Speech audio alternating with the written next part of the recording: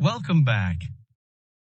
This is part 5, in which we discuss the methods of determining the reliability of an instrument in quantitative research.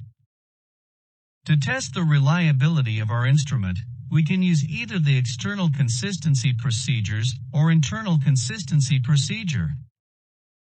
Now let's look at two methods of testing external consistency: test/retest, and parallel forms of the same test.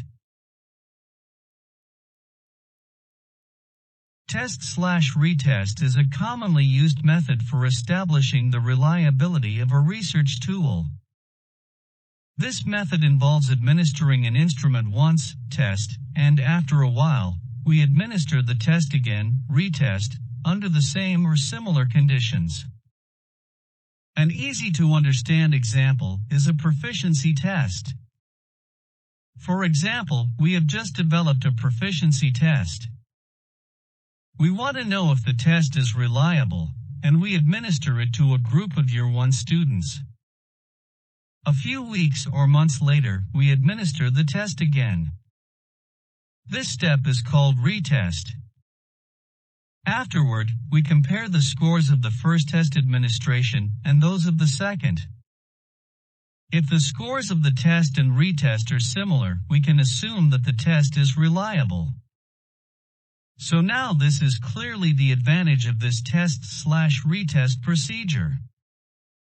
We can compare the test with itself. Thus, we don't have to construct two similar tests. However, there is one disadvantage. The disadvantage is that during the second administration of the test, the students may remember the test items. They may be able to score higher than in the first test. As a result, this can affect the reliability of the instrument. The second procedure involves using two tests. We have two tests that are very similar or the same. We can either administer the two tests to the same population or administer each test to two similar populations. There are two advantages.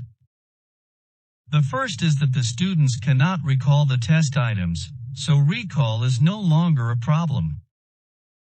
Secondly, we don't have to wait for some time before administering the same test again, as in the test/retest procedure. However, there are two disadvantages. First, it can be harder to develop two similar instruments. Second, it can be difficult to ascertain that the two instruments, or tests, are comparable in every respect. So now, in summary, in the test/retest procedure, we use only one test twice.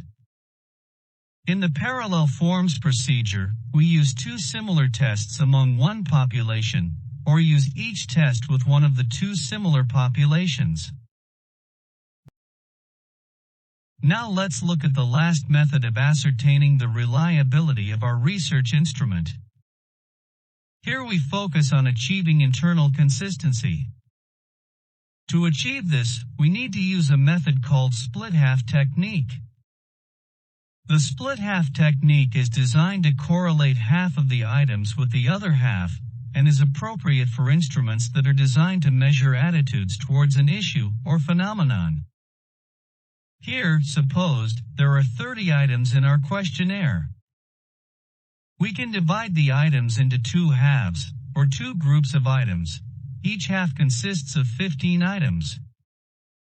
Ideally, we group the odd-numbered items into one half, and the even-numbered items in the other. This is what is called split in half.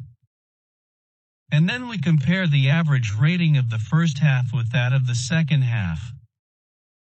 Kumar suggests using the Sherman-Brown formula to correlate the two halves.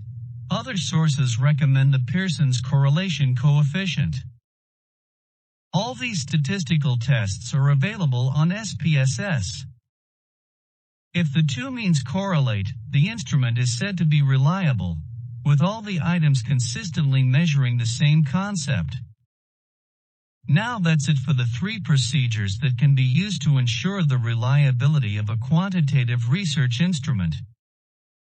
What about the concepts of validity and reliability in qualitative research? Our attention will turn to these concepts in Part 6.